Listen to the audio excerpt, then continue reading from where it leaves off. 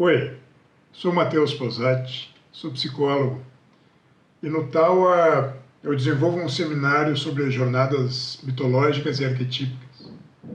Nesse seminário trabalho de uma forma mais vivencial e um pouco teórica também, como é que a nossa consciência pode ser mobilizada ou mesmo desenvolvida através do contato e do entendimento desses vários mitos de culturas diferentes.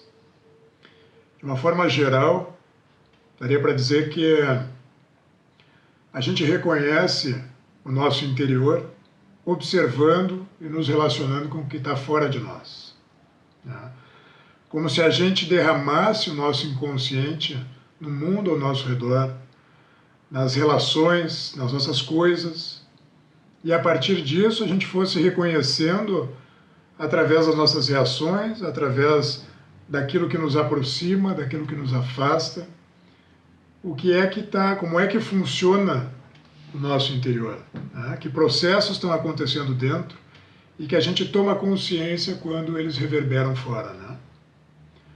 Por exemplo, quando a gente assiste a um filme ou lê um livro e passagens desse filme e desse livro provocam coisas dentro de nós, às vezes uma emoção, às vezes uma memória, às vezes, mesmo que a gente não tenha um nome claro para aquilo que a gente está sentindo, a expressão dessa emoção vem para fora, né? Como se a gente, ao, vamos dizer, mitologizar a nossa vida, né? Ou tomar emprestada uma outra história, tomar emprestada um outro contexto, para que a gente pudesse estar compreendendo o que é que está passando dentro de nós, dentro das nossas emoções, a gente conseguisse ganhar uma perspectiva maior, né? Ou conseguisse ganhar um contorno, uma continência para as coisas que talvez a gente não consiga ter clareza e não consiga tomar consciência. Muitas vezes a gente, inclusive, pode ver repetidamente algum filme muitas e muitas vezes e evocar a mesma emoção na mesma parte, né? na mesma passagem. Então, como se algo em nós tivesse sendo conhecido, tivesse sendo elaborado, né? Essa repetição para poder elaborar algo que está ganhando um contorno, um nome, uma continência, tá? Para a gente conseguir dar sentido. Então, de alguma forma, assim como filmes, livros e histórias, né, os mitos são contos muito, muito antigos, né? Contos recontados por milênios, contos reinterpretados por várias vidas diferentes, né? Uma vez que alguém conta um mito, uma vez que alguém elabora a sua versão da história, vai estar preenchendo, mesmo que sem perceber, com intensidades, com contornos, com conceitos internos, né? Com personagens do seu mundo interno. Então esse mito ele vai, ao longo do tempo, se reinventando. E, no entanto, justamente por ser reinventado tantas e tantas vezes e continuar vivo, ele representa um acesso a elementos muito profundos do nosso funcionamento, a nível individual e certamente a nível coletivo também, como humanos, né? Representa um acesso a funcionamentos que muitas vezes nos escapam. Então esses mitos são contos nos quais o inconsciente pode se desdobrar, revelando profundos insights sobre nós mesmos. Além disso, são contos com um potencial iniciático fantástico, no sentido de que conseguem nos guiar para memórias, lugares em nós mesmos que talvez de outra forma a gente não conseguisse acessar, né? E ainda assim também despertar em nós coisas que talvez antes almejassem por ganhar espaço, mas não tivessem, né? Justamente por serem desconhecidas. Enfim, esse potencial de trabalhar os mitos do desenvolvimento da consciência, ele é muito amplo. Certamente a gente poderia aprofundar e desdobrar de formas diferentes. Mas a ideia desse vídeo não é ser uma aula, nem nada assim, mas muito mais um convite para esse momento que todos nós estamos passando agora. Mais uma possibilidade de olhar para esse momento. Nesse sentido, eu gostaria de trazer uma passagem arquetípica presente em vários mitos gregos, que é o que a gente poderia chamar de a descida ao Hades. Essa entrada no mundo dos mortos, essa entrada nesse mundo misterioso, nesse mundo ameaçador, onde, né, alguém encarnado, um vivo, não teria entrada. Mas, no entanto, sempre que nas histórias algum herói, algum semideus adentra esses espaços, realiza essa descida ao Hades, ele vivencia uma grande transformação. E eu consigo ver muitos pontos importantes desse momento que a gente está vivendo com esse mito, com essa passagem, melhor dizendo. Então, eu gostaria de pontuar ao menos 3 coisas. Primeira, contextualizando um pouco mais, né, para quem está menos familiarizado, essa ideia de que o Hades representa tanto esse mundo dos mortos, esse mundo do além, né, não fechado tanto a um julgamento, como a gente poderia entender dentro de uma perspectiva mais cristã, de céu e inferno, mas sim tudo aquilo que representa um momento posterior à passagem. Né? Então o Hades é esse espaço, o espaço daqueles que não estão mais vivos. E ao mesmo tempo o Hades também é o nome do Senhor desse espaço, o Senhor dos mortos. Então, para que alguém realizasse essa passagem, para que alguém entrasse no Hades, a princípio teria que ser garantidamente alguém que morreu. Né? Então havia um rio que era atravessado através da ajuda de um barqueiro, conhecido como Caronte. E esse Caronte, para ajudar a alma a fazer essa travessia, ele cobrava um óbolo, uma moeda de ouro, que em muitas culturas era colocada de fato nos olhos dos mortos ou junto à língua, para que ele tivesse esse óbolo para entregar para o Caronte, para o barqueiro, para iniciar essa passagem. De alguma forma, esse óbolo representa abrir mão de algo que até então tinha muito valor. A partir dessa passagem, dessa transição para esse novo momento, talvez a moeda perca o valor. Mas até então ela tinha muito. Então, é interessante que a gente possa pensar nas nossas vidas o que é que representa esse óbolo nesse momento, né? Quais são as coisas de muito valor que a gente está tendo que abrir mão para fazer essa passagem nesse mistério que a gente não tem certeza aonde vai dar, né, ou no que é que vai se transformar, mas que a gente tem certeza que a passagem é necessária. Então, quais são as coisas de grande valor na minha vida nesse momento que eu estou tendo que abrir mão? Talvez eu descubra que inclusive, algumas dessas coisas são coisas que antes eu não dava valor. Né? A gente está vivendo nesse nosso confinamento, talvez alguns mais, outros menos, mas uma necessidade de se dar conta da perda dos pequenos momentos. Né?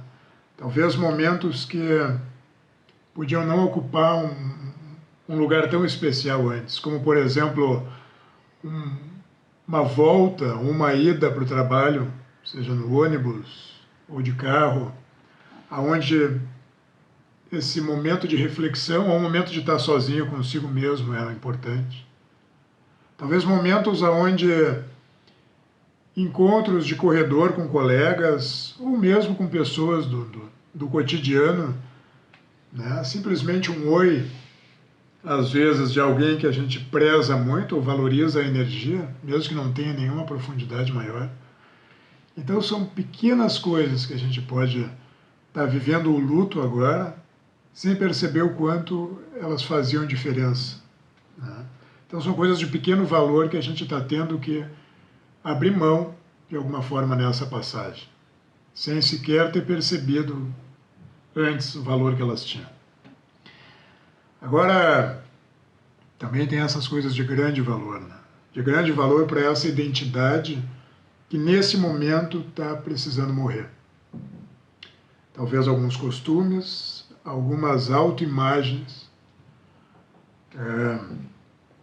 Certamente esse momento de confinamento nos convida a vivenciar aspectos mais densos de nós mesmos. Aspectos que a gente acaba tropeçando, que antes podiam passar batido,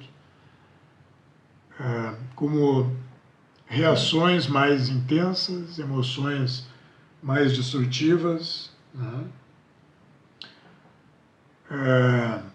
Muitos aspectos que talvez saltem aos olhos, com esse inconsciente derramado no mundo ao nosso redor, mas em um espaço reduzido, talvez em uma ou algumas relações, talvez em um ou alguns poucos hábitos que a gente pode estar mantendo, além das práticas conscientes, né? Mas hábitos que a gente pode estar mantendo nesse espaço reduzido.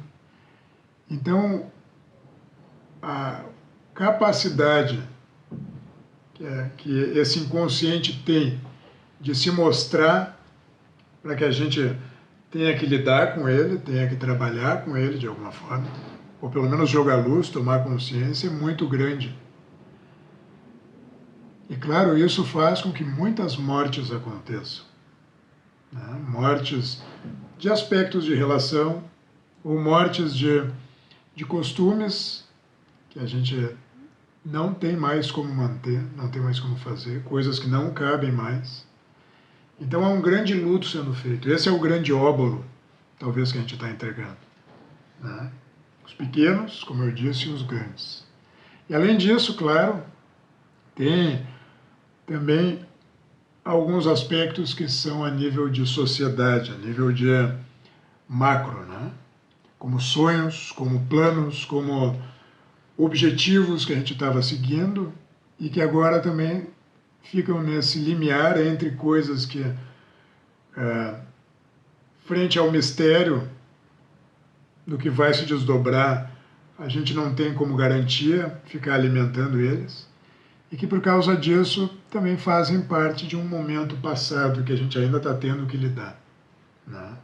Então tudo isso representa, pode ser ganhar esse contorno, pode se usar dessa imagem, dessa travessia, dessa entrada no Hades. E nos convida a gente ter que fazer um processo que é completamente à parte do que vem pela frente, que a gente não sabe, né, com clareza, mas que ao mesmo tempo é de um desapego com o que vinha até então.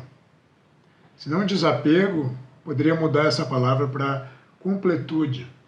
Não tem mais tempo para frente para completar os processos que estavam em aberto. Porque a gente não sabe como é que vai ser esse tempo para frente. Então esse é um momento, esse espaço que a gente está vivendo, esse reconhecimento do que tem valor e do que precisa ser aberto mão agora, onde muitas relações, muitos projetos, muitos objetivos, ou muitos anseios pessoais podem buscar uma completude, uma resolução, né? Não é a resolução ideal que a gente talvez tivesse enxergado para essas coisas. É isso, justamente o luto que a gente está vivenciando. Mas mesmo que a gente não tenha como encaminhar do mesmo jeito que a gente tinha sonhado, na nossa expectativa, a gente tem como encaminhar para que essas coisas fiquem completas agora. Completar, fechar processos, fechar essas gestalt, vamos trazer assim, também é uma forma de estar se purificando. Quando a gente tem um grande desconhecido pela frente, o melhor que a gente pode estar é aberto a vivenciar ele. E para estar aberto a vivenciar esse desconhecido que vem pela nossa frente, de alguma forma a gente tem que estar mais completo, mais inteiros com o que veio até aqui agora. Essa grande revisão da nossa história de vida, essa grande revisão dos nossos anseios, dos nossos valores, para que essas histórias possam ser completadas, integradas, purificadas, não como fantasmas que ficam nos assolando, mas sim com essa sensação de que a gente reconheceu essa jornada que veio até aqui e está dando um espaço para ela, para que possa ir adiante, né?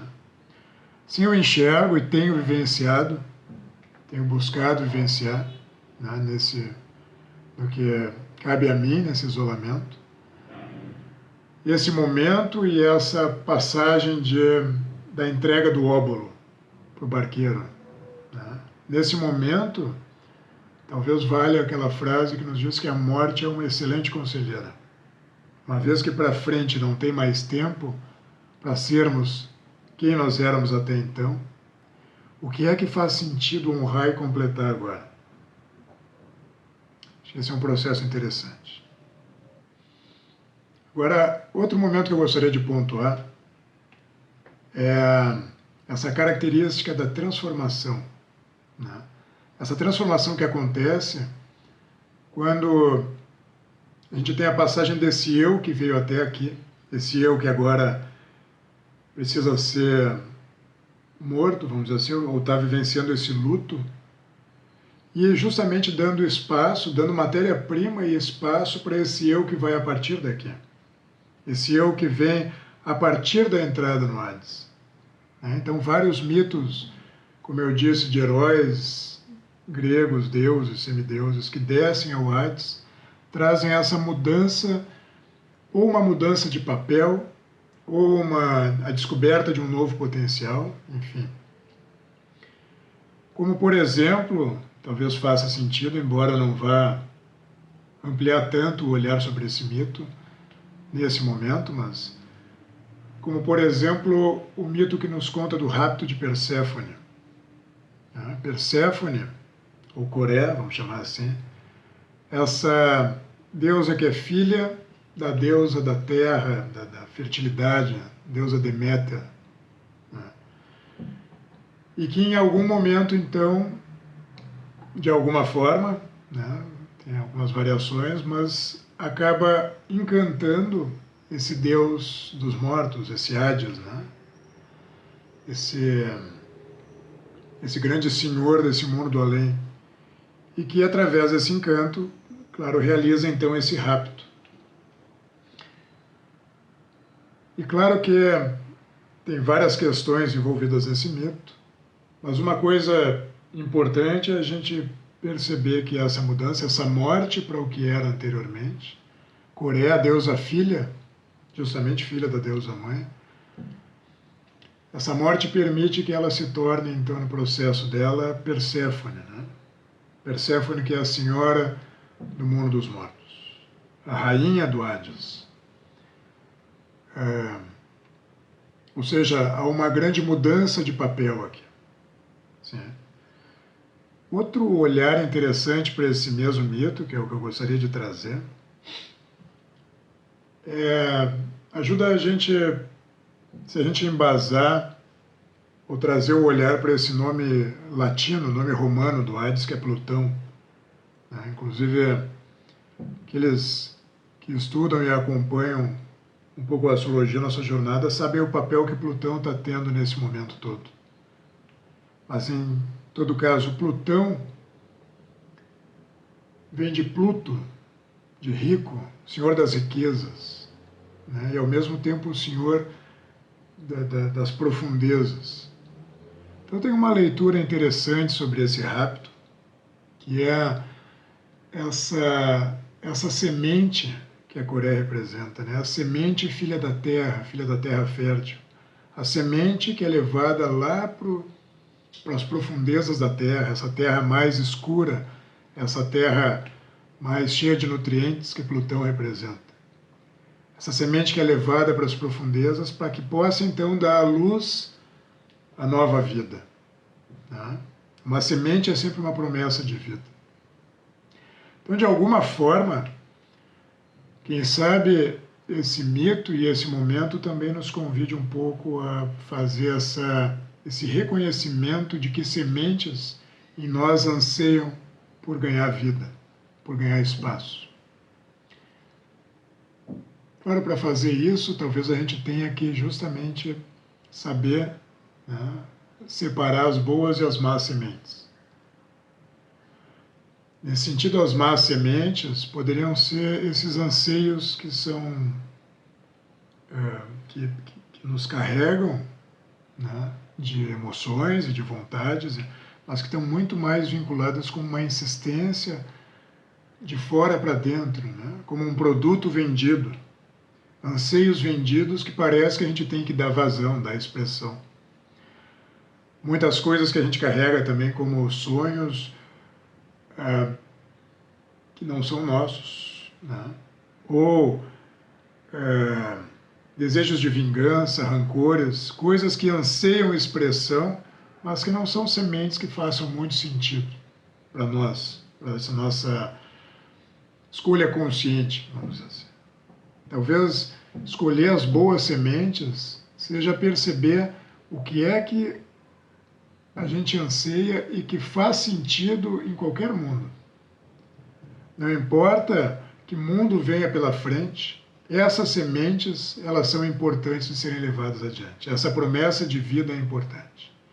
Que sementes são essas que eu tenho comigo, né, que eu carrego? Provavelmente esse eu que está vivendo esse luto, ele pode ter muitas ideias sobre que sementes seriam essas, que sementes valeriam a pena. Ideias profissionais, ideias, né, de desejos pessoais. Mas que sementes são essas mais profundas? Que eu posso agora talvez ter um tempo de entrar em contato e que me valem em qualquer contexto dar vazão a elas, né? Em qualquer contexto me vale dar vazão a elas.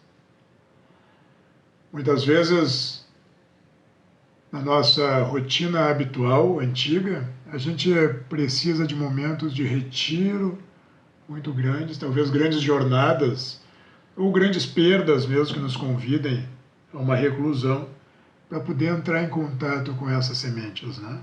Limpar, separar um pouco do excesso que está por cima e reconhecer que sementes são essas.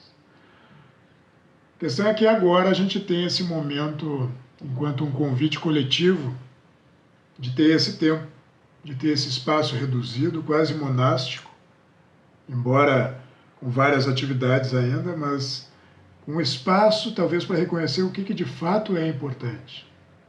O que vai além das necessidades da vida anterior que eu estava levando, né? Então esse me parece um outro convite que eu estou trazendo para mim. Eu gostaria de deixar o convite também para vocês, né? Além de perceber quais são as coisas que estão me lutando, as coisas valorosas que eu estou precisando abrir mão, justamente para poder completar minha jornada até aqui, me purificar, também ter esse outro impulso, esse outro momento de perceber que sementes são essas pelas quais vale a pena manter a minha consciência focada para qualquer coisa que vier pela frente, para que elas estejam juntas, né? Para que eu não perca a atenção dessas sementes muito rápido. O que me leva ao terceiro ponto, que talvez nem seja tanto para agora, pode ser para um outro momento, mas que é fundamental sobre essa descida ao Hades, que é justamente o retorno. O retorno talvez nos passe uma ideia, às vezes, muito simplória ou equivocada, né? Como uma curva, um retorno a algo que estava lá.